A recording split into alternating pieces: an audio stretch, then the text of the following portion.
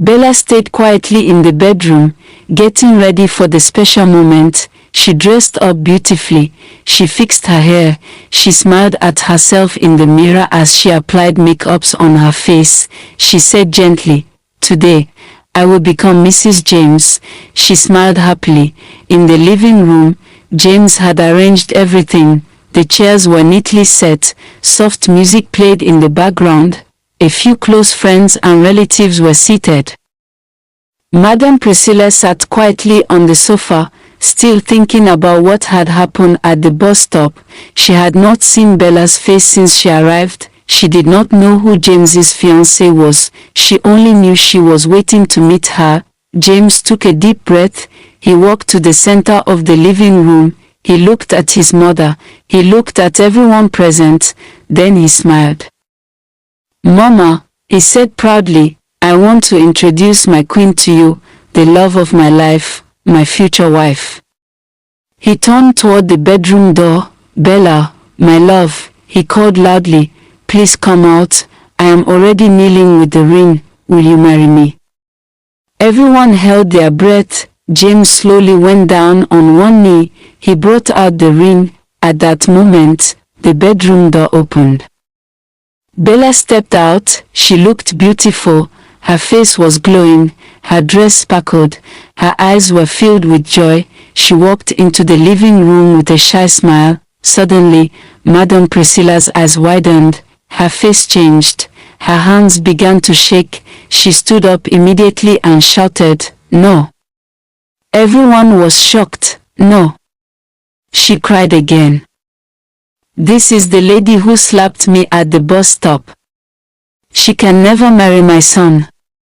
The room became silent. Bella froze. Her smile disappeared. Her heart dropped. She stared at Madame Priscilla's face. Then she recognized her. It was the same woman, the old woman she had insulted, the one she had slapped. Tears filled Bella's eyes.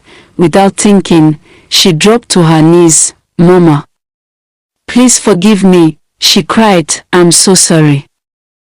I was in a hurry to come and prepare vegetable soup for my future mother-in-law. I never knew it was you. I didn't know you were James's mother." She wept bitterly. "I beg you, Mama. Please forgive me." Everyone watched in silence. James was still kneeling. The ring trembled in his hand. His heart was breaking. Love, pride, anger, and pain mixed together, and the proposal that was meant to bring joy had turned into tears. Madame Priscilla looked at Bella angrily.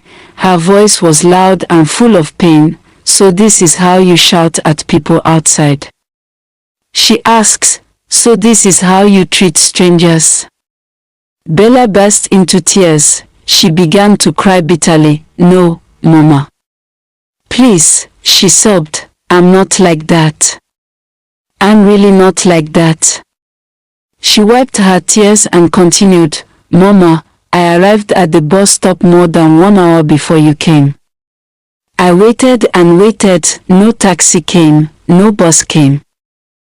My legs were hurting, my arms were tired from carrying the bags. When I finally saw a taxi, I was so happy. But you asked me to allow you enter and wait for another one. I was in a hurry, Mama.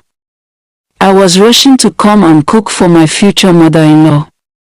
I wanted to finish the food before she arrived. I didn't know. I didn't know that it was you pleading with me at the bus stop."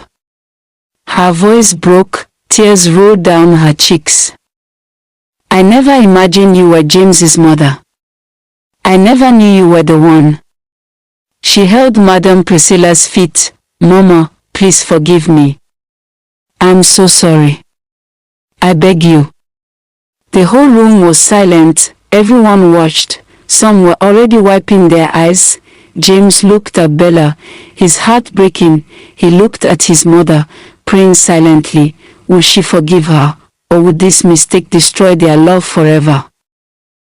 Madame Priscilla's face was filled with anger and disappointment. She looked at Bella, who was still kneeling and crying.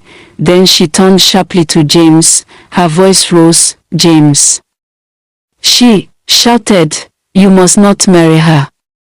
Everyone gasped. The room shook with silence. Bella froze, her heart shattered. James stood up slowly. "Mama, please," he began. But Madame Priscilla raised her hand. "No," she snapped. "I have suffered too much in this life to be insulted by someone who wants to join my family. She disgraced me in public. She slapped me like I was nothing. I cannot accept her as my daughter-in-law." Tears rolled down Bella's face. She crawled closer. "Mama, please. I beg you." But Madame Priscilla ignored her. She picked up her handbag angrily. With shaking hands, she placed it on her shoulder. Without looking back, she walked toward the door. "Mother!" James cried. He rushed after her. "Mama, please don't go like this."